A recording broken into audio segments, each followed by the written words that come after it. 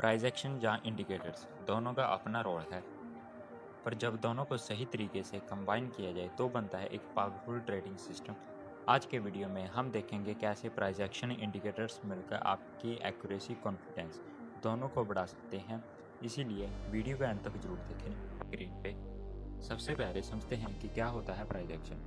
Price action simply means chart के candles को समझना, किस लेवल पे बायर्स एक्टिव हो रहे हैं, कहाँ सेलर्स बैठे हुए हैं, support resistance trend lines breakouts false breakouts chart patterns, ये सब प्राइस एक्शन का ही एक पार्ट है।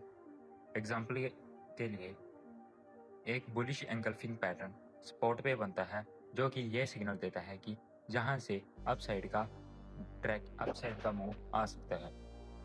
प्राइस एक्शन बताता है क्या हो रहा है और इंडिकेटर बताता है कब कंफर्म हुआ। समझते हैं हम इंडिकेटर क्या होता है। समझने इंडिकेटर का गाइस सिंपली मीन्स होता है समझने लाइक टूल। जो एग्जांपल के लिए मूविंग एवरेज, RSI, MACD, ये जो मूविंग एवरेज है वो हमें ट्रेंड की कंफर्मेशन देता है। अगर गाइस प्राइस 9 एंड 20 EMA या 9 EMA या 50 EMA के ऊपर चल रहा होगा तो अप ट्रेंड चल रहा होगा। अगर EMA से नीचे चल रहा होगा प्राइस तो डाउन ट्रेंड चल रहा होगा। अब नेक्स्ट जिसके बारे में हम बात करते हैं वो है RSI।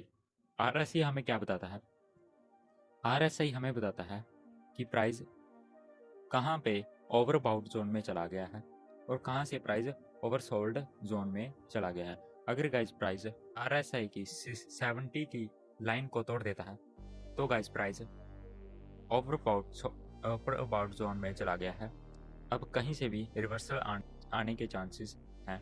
अगर गाइस प्राइस RSI के 24 जोन को तोड़ देता है, 24 के लेवल को तोड़ देता है, तो ये हमें यह बताता है कि प्राइस ओवरसोल्ड जोन में चला गया है। अब अपसाइड का डायरेक्शन आ सकती है।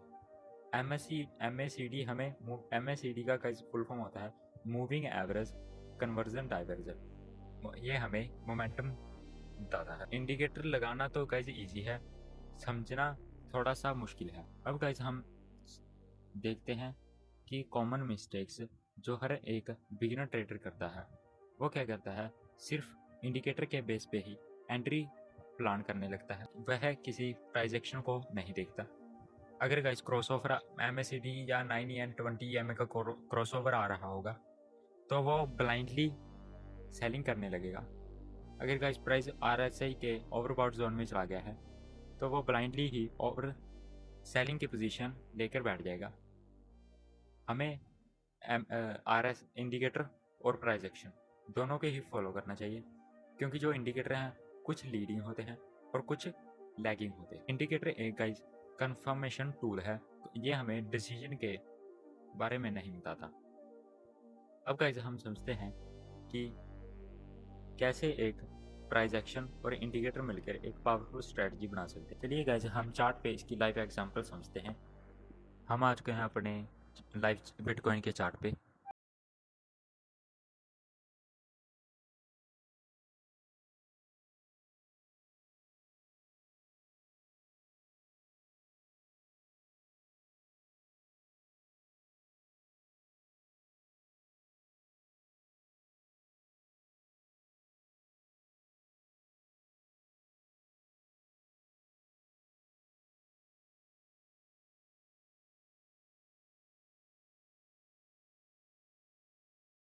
पुल बैक लेने के बाद आपने अपने किसी रिवर्सल कैंडल का वेट करना है।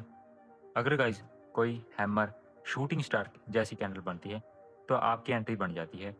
आपने रेजिस्टेंस के ऊपर अपना स्टॉप लॉस प्लान करना है और 1:2 का टारगेट सेट कर देना है। इसमें गाइस देखिए गाइस इंडिकेटर और प्राइस एक्शन दोनों ही मिलकर काम करते हैं, इसीलिए गाइस इसकी जो एक्यूरेसी है 60 to 70% निकल कर आ जाती है। आपने ब्लाइंडली सिर्फ इंडिकेटर के बेस पे ही एंट्री और एग्जिट प्लान नहीं करने। आपने गाइस आप कंफर्मेशन के लिए और भी इंडिकेटर को यूज़ कर सकते हैं, लेकिन गाइस मैं आपको सजेस्ट करूंगा कि आप ज़्यादा इंडिकेटर ना लगाएं, क्योंकि गाइस ज़्यादा इंडिकेटर लगाने के कारण हमारा जो माइंड है वो कंफ्यूज हो जाता है एंट्री और एग्जिट के समय। अभी गाइस देखिए जहाँ पे एक रेजिस्टेंस बना हुआ है, रेजिस्टेंस और कैंडलस्टिक पैटर्न प्राइस एक्शन का एक पार्ट है।